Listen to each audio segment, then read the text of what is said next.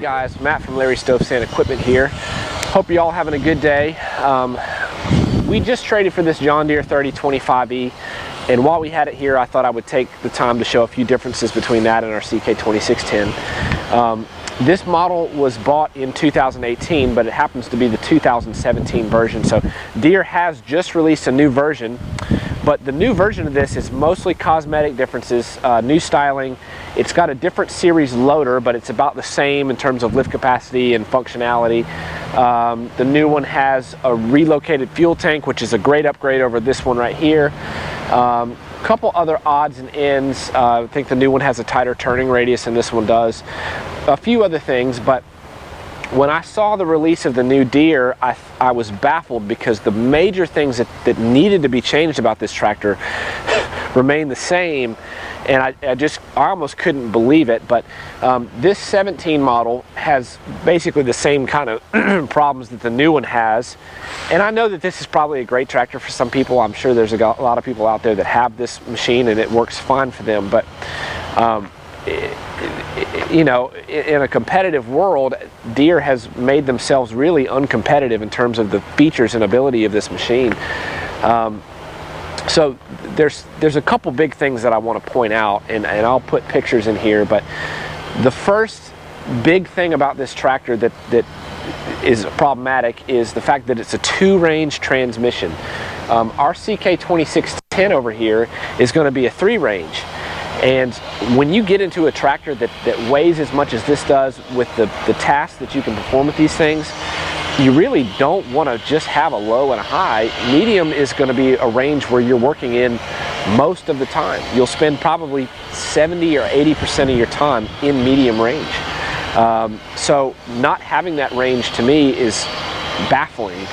But on both the 17 and the new update in the 18, John Deere has chosen to stay with a 2-range transmission on this model. Additionally to that, the loader on this tractor is going to be not removable. You can remove the bucket. It's got John Deere's proprietary, quick attach design bucket, but you actually can't take the loader off unless you want to just actually unbolt the frame for the loader and take it off the whole tractor. I mean, nobody's going to do that. So that's the other big thing that I was shocked that they didn't change. Additionally, it's still the lightest weight tractor in its class by about 500 pounds, and it's real short. And so the combination of that is when you go to pick up something heavy with this tractor, you're not going to be as stable as you would with our CK2610, which is about 500 pounds heavier. It's longer, it's going to have a smoother ride, and it's going to be more stable and safe when you're actually picking stuff up. And while I'm on that topic, the difference between lift capacity between these two tractors is substantial. The Deere being 1,150 or 1,180 pounds or somewhere in there. Our CK2610 with the new KL4030 loader is going to be 1,835 pounds. So pretty substantial difference. And of course, as always, we're using the skid steer quick attach system, which is going to make this really easy to find aftermarket implements to put on your front loader. Another thing that Deere has not changed is, I believe they're still using a cast aluminum rear end. And also, you can't put a backhoe on this model.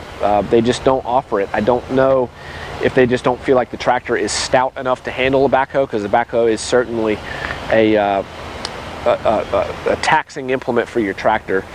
But if you actually look around on the tractor itself, you'll notice that the floor has a big hump in it.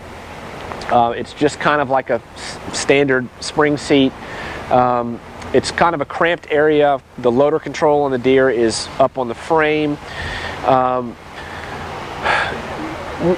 None of these things make it an unusable tractor. It's a fine little tractor, but it's, the fuel gauge is on this one, it's on the hood next to the tank fill. On the new one, it's behind the seat next to the tank fill. So you don't get to see a fuel gauge on your dash like literally every other tractor in its class.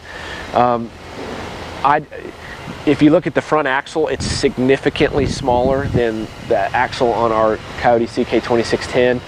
They claim that the new one has a tighter turning radius than any tractor in its class. That might be true. And I will say, the one thing that this model Deere has going for it is compact. If you had a really tight area that you needed to work in all the time, but you wanted something that was bigger than their 2 Series or our like CK2510, this has kind of got some pluses, but I just don't know that those pluses could possibly outweigh the minuses, especially if when there's other available tractors on the market that you could pick from for the same price. You know, loader lift height is going to be a big difference. I'll put a picture in here on that. I'm trying to think if there's anything else that I wanted to mention. I think that's it.